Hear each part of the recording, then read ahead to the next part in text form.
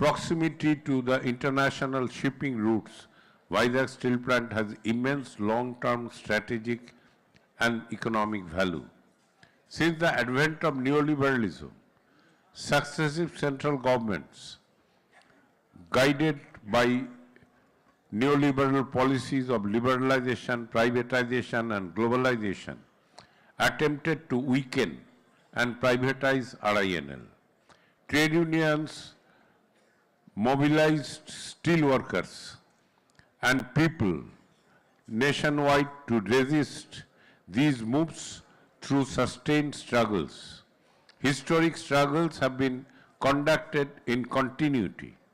Ironically, Gangavaram Port, originally meant to serve the RINL, was handed over to private corporate interests, forcing RINL to pay exorbitant charges to use infrastructure meant for its integrated operations.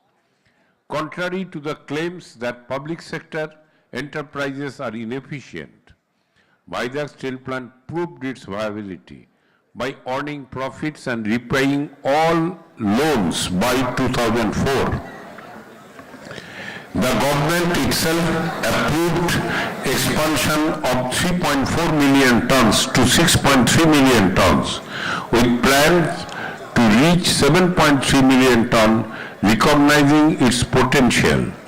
VSP has contributed over 57,789 crores of rupees by March 2025 to central and state government state exchequers through taxes and dividends, besides generating large-scale employment.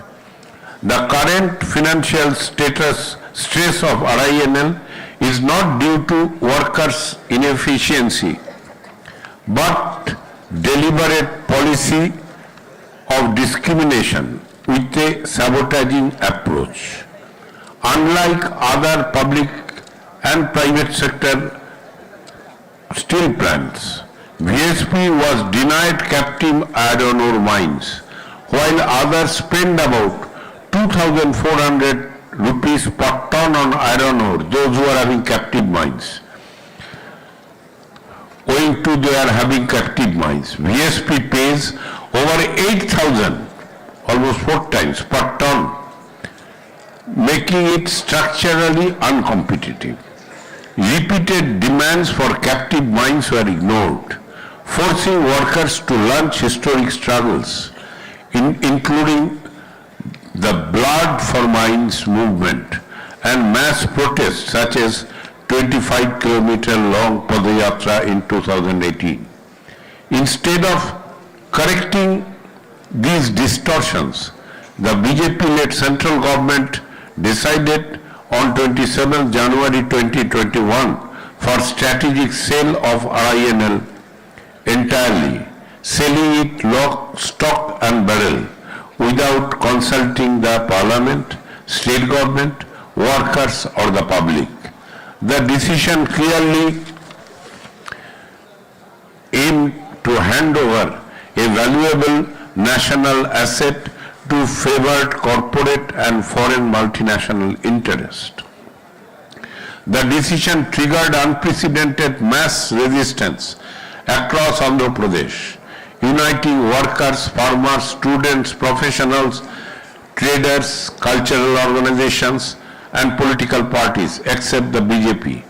The argument that losses justify privatization is misleading, as losses arise from the denial of captive mines, heavy interest burdens due to delayed government funding, and discriminatory policy-induced disadvantages, conditions no private company faces. Sustained struggle forced the government to announce rupees 11,440 crores revival package, but this has practically gone for debt servicing as per the ministerial directive rather than strengthening the productive or new material security, raw material security. Both workers, both permanent and contract, face severe distress, including partial wage payments, non-deposit of provident funds, contributions, forced VRS, etc. During October 2024 to 25, workforce, both permanent and contract, has been drastically reduced forcibly by more than 10,000. The strength of the permanent workers on roll has been reduced from 18,273 in 2015 to present 9,378. More than 8,000 contract workers working in production operation for decades have been forcibly thrown out in arrogant violation of all statutory obligations, without any notice and payment of compensation, and most unscrupulously misutilizing the biometric attendance system. Permanent workers have been illegitimately denied their wage revision due to them since 1/1/2017, and now, after drastic cut in the workforce, both regular and contract, the management at the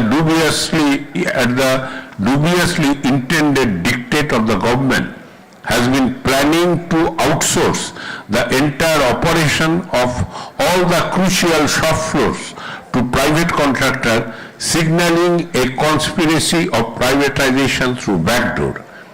The management, with a dubious intention, has forcibly created an emergency-like atmosphere of terror and onslaughts in RINL. The workers unitedly has still been resisting such dubious conspiratorial move, braving all repression. The conference notes with pride that despite repression, financial strangulation and demoralization attempt, the united struggle of RINL workers, supported by the people of Andhra Pradesh and broader working class movement, has so far prevented corporate takeover. The struggle draws strength from the long tradition of resistance of steel workers and their trade unions and the Steel Workers Federation of India against privatization of public sector steel. The 18th Conference of CITU, therefore, unequivocally opposes the privatization of RINL Vizag Steel Plant in any form, rejects asset stripping, disinvestment, the move to outsource shop floor operation and strategic sale of public sector steel plants, demands allocation of captive iron ore mines to RINL and full support for expansion and modernization, condemns retrenchment, forced VRS, wage suppression and denial of statutory benefits, reaffirms that steel is a strategic sector and Vizag Steel Plant must remain in public ownership, accountable to the people and the Parliament. The conference declares that the struggle to save Visakhapatnam Ukku is inseparable from the broader struggle to defend public sector enterprises, national resources, and workers' rights against corporate-driven neoliberal policies. The conference calls upon the working class and the people of the country to launch a determined resistance struggle against the privatization and related onslaughts, including that of RINL Vizag Steel Plant. Comrade, this is the proposal of a resolution placed before you to reiterate the resolve of the working people of steel industry in particular and the workers in general in this part of the country, the ongoing struggle, to reiterate the determination to carry on the struggle and just not to allow Vizag Steel Plant to be privatized at any cost and by any means. I request comment acceptance of this resolution by all of you. Thank you. Comrades, the resolution has been, oh comrades,